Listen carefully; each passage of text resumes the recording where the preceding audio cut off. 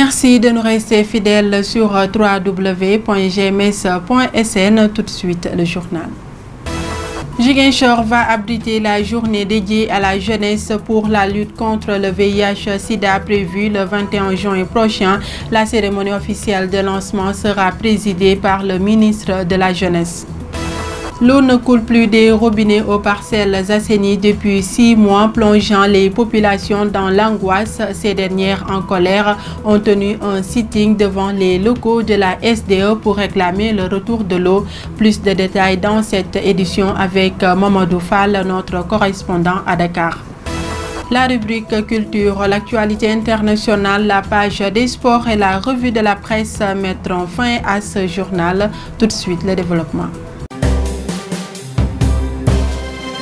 Bienvenue à tous. Le 21 juin prochain, la région de Ziguinchor abritera le lancement national de la journée dédiée à la jeunesse pour la lutte contre le VIH-Sida. Cette activité qui se tient de manière régulière sur toute l'étendue du territoire national a pour objectif de sensibiliser et de sortir les cas perdus de vue. C'est un reportage signé Eva Sagna. Ziguinchor abritera le lancement national de la journée nationale de mobilisation des jeunes pour la lutte contre le VIH qui se tiendra le 21 juin prochain. À cet effet, une réunion technique s'est tenue à la gouvernance pour les préparatifs de cette journée. La mobilisation sera de mise parce qu'on mettra en contribution justement les organisations de jeunes. La presse que vous représentez sera mise à contribution à travers donc des spots radio, des émissions, etc. Mais également sur site, toutes les dispositions logistiques notamment sont prises donc, pour que la cérémonie se passe correctement. Dépister et faire sortir les cas perdus de vue, tels sont les objectifs de cette journée nationale. L'ONU-SIDA, n'est-ce pas, a remarqué effectivement qu'il y a des perdus de vue qui sont dans la population et aussi des gens qui ne connaissent pas le statut sérologique. Donc, l'objectif de la semaine, c'est de faire sortir ces personnes-là avec, n'est-ce pas, la stratégie avancée qui se fera, le dépistage, n'est-ce pas, pour permettre aux populations de savoir qu'effectivement, n'est-ce pas. À l'occasion de cette journée dédiée à la jeunesse pour l'éradication du VIH-Sida, le ministre de la Jeunesse procédera à l'inauguration du centre de conseil ado rénové avec l'appui du ministère de la Santé. Des séances de dépistage sont également prévues. La place Bambaya est le lieu qui abritera la cérémonie officielle en présence du ministre de la Jeunesse. Des séances de dépistage y seront effectuées, une opportunité pour que jeunes et adolescents soient fixés sur leur statut sérologique. Écoutons à ce propos l'inspecteur de la jeunesse Jean-Louis Dacosta au micro de Eva Sagna. Ziguinchor est une zone frontalière. Et qu'aujourd'hui, la pandémie du sida, avec un taux de 1% pour la région de Ziguinchor particulièrement, c'est assez alarmant. Et c'est compte tenu de cela qu'il a eu à choisir cette région pour procéder au lancement de la semaine nationale de mobilisation des jeunes contre le VIH-Sida. La jeunesse est le fer de lance de ce pays, on l'a dit. N'est-ce pas? L'axe 2 du capital du plan Sénégal émergent parle du capital humain. Et il nous faut un capital humain sain. Et ce capital humain sain, c'est notre jeunesse. Donc, le deuxième objectif du lancement de la semaine, c'est surtout d'informer sur l'ensemble du Sénégal plus de 15 000 jeunes au total. Donc, les séances de dépistage, on cible peut-être des objectifs de 4200 personnes, n'est-ce pas, au total sur l'ensemble du territoire. Mais pour les centres de formation, on aimerait à la fois informer et les adolescents et les jeunes. Au total, si on peut atteindre, n'est-ce pas, le maximum, parce que le Sénégal est constitué de 70% de jeunes. Il faut aujourd'hui, n'est-ce pas, préserver, n'est-ce pas, cette richesse. L'État du Sénégal et l'organisme canadien appelé Nutrition Internationale ont décidé de lutter contre l'anémie chez les adolescentes. L'entrée école a été choisie à travers un programme de supplémentation en fer à acide folique. Les chefs d'établissement ont été capacités pour une meilleure mise en œuvre de ce programme. Dr Chernian, chargé des programmes de santé et nutrition des femmes et des adolescentes à Nutrition Internationale, que nous écoutons au micro de Lamine Badiane. On a démarré un nouveau programme de lutte contre l'anémie chez les apprenants, mais spécifiquement chez les adolescents qui sont les plus touchés par ce fléau mondial dont les taux dépassent les normes qui sont requises, c'est-à-dire 40%. On sait qu'au Sénégal, 2 adolescents sur 3 sont anémiés de manière sévère ou légère. Et c'est pourquoi le gouvernement canadien, à travers notre organisation internationale, a essayé d'aider le gouvernement du Sénégal à pouvoir lutter contre l'anémie en milieu scolaire tout d'abord. Ce qui est proposé aux enfants est un paquet de 3 éléments. Tout d'abord, ce qu'on appelle une supplémentation. Supplémentation, ça veut dire ajouter quelque chose d'externe au corps, en fer, acide folique. Et de manière hebdomadaire, arriver à donner à chaque adolescente au niveau des écoles primaires, CM1, CM2, au niveau collège et lycée, un comprimé de fer acide folique chaque semaine. Le deuxième élément, c'est le départage. Le dernier élément, c'est d'arriver à faire la promotion de l'éducation nutritionnelle. Éducation nutritionnelle, ça veut dire quoi? Ça veut dire apprendre à tout un chacun ce qu'il faut pour avoir une bonne alimentation saine, équilibrée et diversifiée. Une stratégie de communication a été développée et va avoir 2 volets. Un volet au niveau national ou beaucoup plus mass média à travers les radios communautaires, peut-être la télévision ou des sites web. Mais aussi il y a un volet beaucoup plus local où il y aura des outils sous forme des documents qui vont permettre aux chefs d'établissement de pouvoir sensibiliser les élèves et les populations. À Sédhiou, il n'y aura pas de pénurie de denrées de consommation jusqu'à la célébration de l'Aïd al-Fitr, communément appelé Korité. Le marché central est très bien approvisionné. Ces assurances sont de Madi Danfara, chef du service régional du commerce.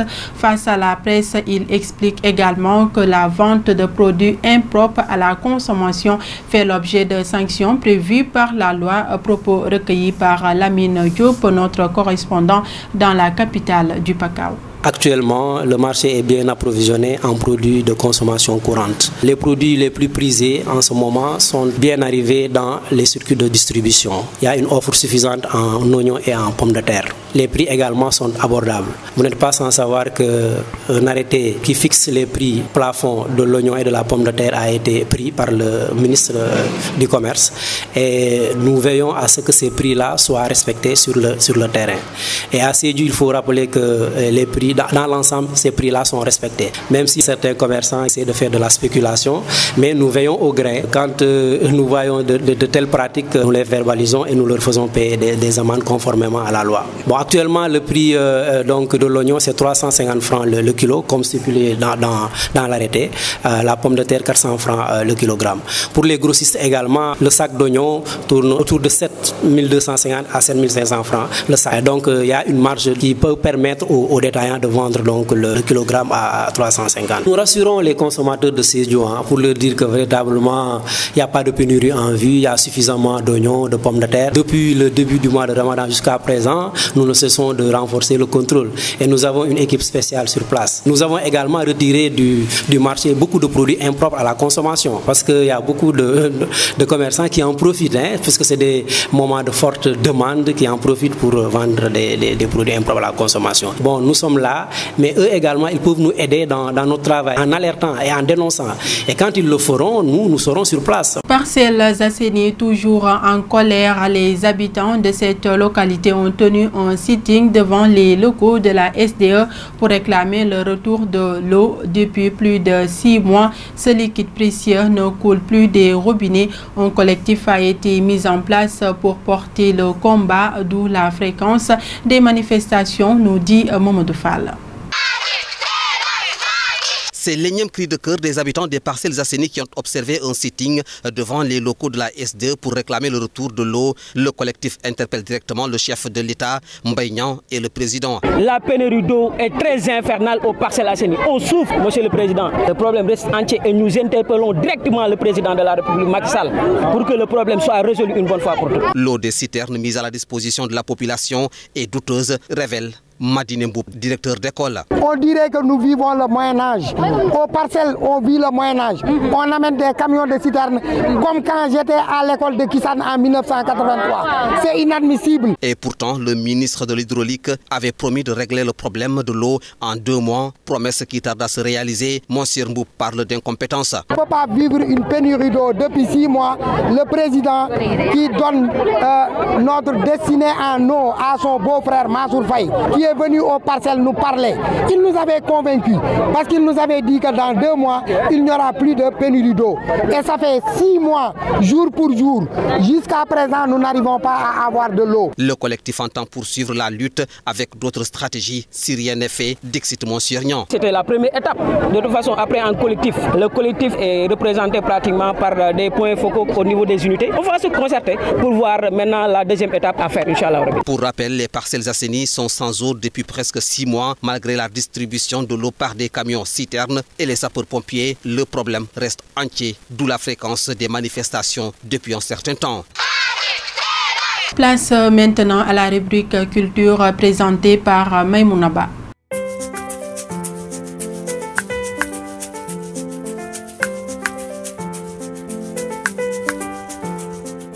Bienvenue à tous dans votre rubrique hebdomadaire culture de ce jeudi 14 juin 2018.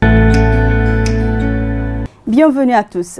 La place de la fonction du bombolon dans la socioculture mancagne a préoccupé le groupe Média du Sud. Pour cela, nous sommes allés à la découverte de cet instrument musical de haute valeur culturelle pour le Mancagne. Suivons cet élément. Ce son est émis par cet instrument de musique à percussion. Cet instrument, appelé bombolon, est un tambour à fente africain qui sert à transmettre des messages codés et ou des cérémonies traditionnelles. Pour les funérailles, oui, c'est impératif. Pour les funérailles, il faut le bombolon, puisqu'il permet de communiquer, n'est-ce pas, avec les vivants. Il communique aussi avec, n'est-ce pas, les morts. Donc, il est impératif. Pour les funérailles, il est impératif. Ceux qui doivent venir égorger, n'est-ce pas, le bovin au niveau des bombolons, n'est-ce pas, ils sont annoncés. Ils sont annoncés. Donc, le griot, celui qui est là, il demande toujours qui est-ce qui vient. Donc, celui-là doit pouvoir s'identifier, n'est-ce pas, auprès du griot pour qu'il sache quel est celui-là qui vient. Le griot connaît toutes les lignées, il connaît toutes les familles. Les messages livrés par le bombolon ne sont pas accessibles à tous. Il faut être initié pour les décoder. Le message n'est pas perçu par tout le monde. Voilà, c'est malheureusement une infime partie qui arrive à comprendre. L'instrument, il peut être menacé si on n'a pas de griot. Il peut être menacé parce que là, c'est pas tout, s'il n'est pas donné à tout le monde, n'est-ce pas, de battre le bombolon. C'est seulement celui qui est, bon, il est naturellement initié, donc il naît avec. Donc le jour où on n'aura pas des gens comme ça, ou des gens qui ne voudront pas revenir, n'est-ce pas, vers la tradition, c'est sûr qu'il va peut-être disparaître. Rappelez que cet instrument fabriqué à partir d'un tronc d'arbre dont l'intérieur a été creusé d'une fente est un outil sacré dans la culture mancagne. Un instrument qui passe aujourd'hui pour être l'ancêtre du téléphone. Restriction du patrimoine culturel africain par la France, voilà ce qu'en dit le ministre de la Culture Abdou Latif Coulibaly. La conquête coloniale a été accompagnée de nombreux pillages et de désacralisations douloureuses qui ont laissé des traces profondes dans la société africaine qui a vu partir en Europe des objets d'art ou des œuvres sacrées exceptionnelles. Il y a eu aussi, elles sont nombreuses, des collections acquises par la fourberie. Le mot n'est pas exagéré, par des personnes dont les rapports à la connaissance des sociétés africaines sont pourtant reconnus. La comédie musicale Madiba le musical, interprétée au Grand Théâtre de Dakar en présence du président de la République, M. Macky Sall, raconte l'histoire fabuleuse d'un homme. Le défunt homme d'État sud-africain Nelson Mandela a expliqué l'un de ses auteurs, Jean-Pierre Adida. Cette pièce de théâtre écrite avec la collaboration d'Alicia Sébrian d'une durée de plus de 2 heures met en musique la vie de Nelson Mandela 1918-2013, connu sous le nom de clan de Madiba. C'est la fin de cette rubrique. Je vous donne rendez-vous la semaine prochaine, mais d'ici là, portez-vous bien.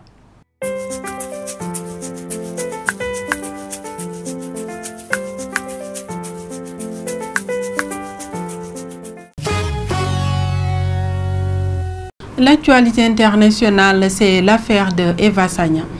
En Autriche, le chancelier autrichien Sébastien Kurz a appelé ce mercredi à Berlin à un axe de volontaire dans la lutte contre l'immigration illégale. Les ministres de l'Intérieur italiens, autrichiens et allemands en première ligne sur la brûlante question de l'immigration veulent mettre en place une politique commune en matière, a déclaré le ministre allemand de l'Intérieur.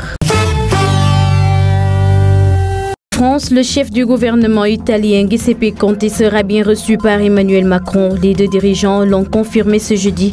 La rencontre doit avoir lieu à l'Élysée ce vendredi malgré les tensions entre les deux pays sur la question des migrants ces derniers jours.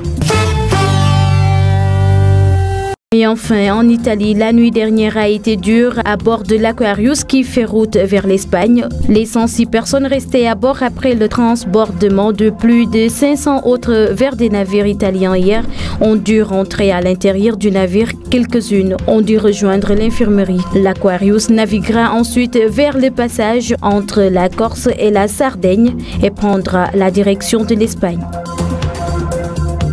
À présent, nous accueillons Mafo Kouyaté pour la page des sports.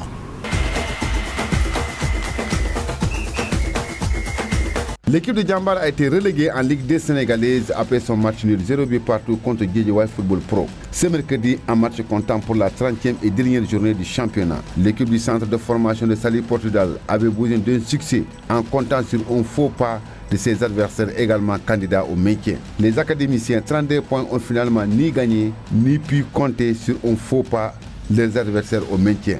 Les Casa Sport et Niatali qui ont battu Mbour Petite Côte 2-1 et le Stade de Mbour 1-0 respectivement. Les Casa Sport et Niatali comptent ainsi 37 et Niatali 36 points au terme de cette dernière journée et assurent du coup leur maintien au sein de l'élite. Ainsi, à la fin du match Casa Sport Mbour Petite Côte, nous avons recueilli les propos des différents entraîneurs Atna Sendin et Badra Sarr que nous écoutons. Oui, laissez-moi rendre grâce à Dieu d'abord, parce que je crois que c'était le seul objectif qui vaille.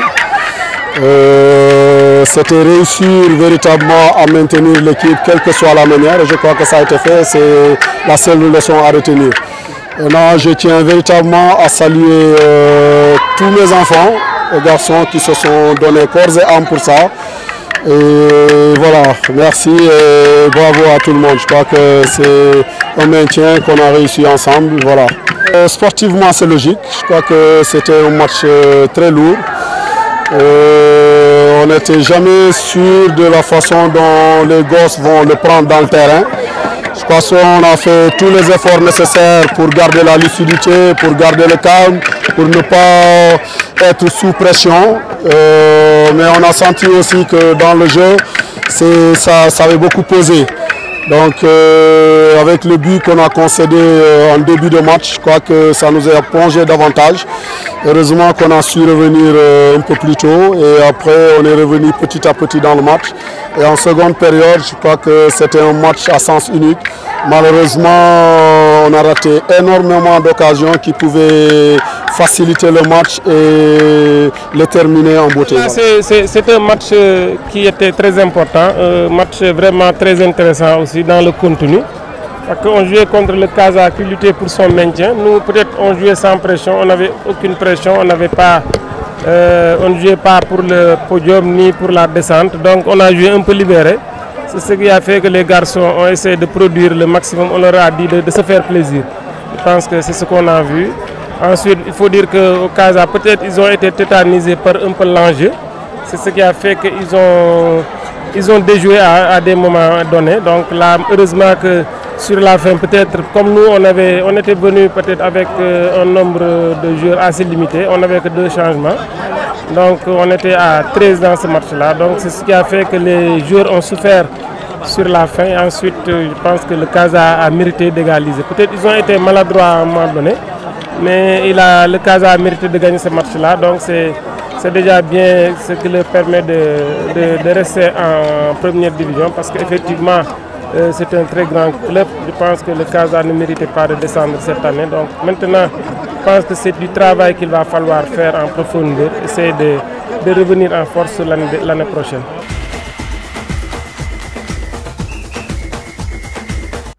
L'équipe de Djambar, promue au sein de l'élite en 2011, retrouve la Ligue 2 à la fin de l'exercice 2017-2018 après avoir été remporté le championnat de l'élite en 2013, soit 10 ans après la création de son centre de formation en 2003.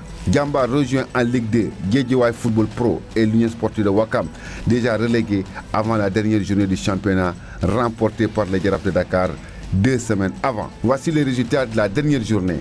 Casa Sport Bambour Petite Côte 2-1 et Stade de Mbour Niatali 0-1. Guédiawaye Football Club et Djambar 0 but partout. Sonacos et Tengueñ 1-1. Djambour et Dakar Sacré-Cœur 1-1.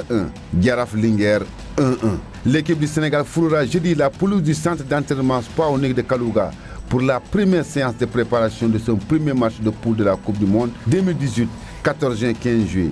Prévu le 19 juin, la sélection sénégalaise est arrivée mardi dans cette ville située dans le centre de la Russie, en provenance de Salzbourg, en Autriche. À leur arrivée, les Lions et leur staff technique se sont installés dans leur hôtel et ont consacré leur première journée en terre russe à un séminaire sur l'arbitrage et à une séance de photos officielle supervisée par la FIFA. Portant les tuniques officielles, les joueurs et les membres du staff technique ont fait face aux objectifs des photographes de la FIFA avant d'aller voir leur staff médical. La première séance d'entraînement des Lions au centre d'entraînement Sport Unique de Kalouga aura lieu en présence des journalistes et sera ponctuée d'interviews, selon une source proche de l'équipe. L'équipe de la Pologne, le premier adversaire du Sénégal pour les matchs de poule de la Coupe du Monde, est également arrivé à Sochi mercredi. Lewandowski et ses coéquipiers se sont basés dans une ville qui a accueilli les Jeux Olympiques d'hiver en 2014. La Coupe du Monde débutera aujourd'hui avec la rencontre Russie contre Arabie Saoudite à partir de 15 h.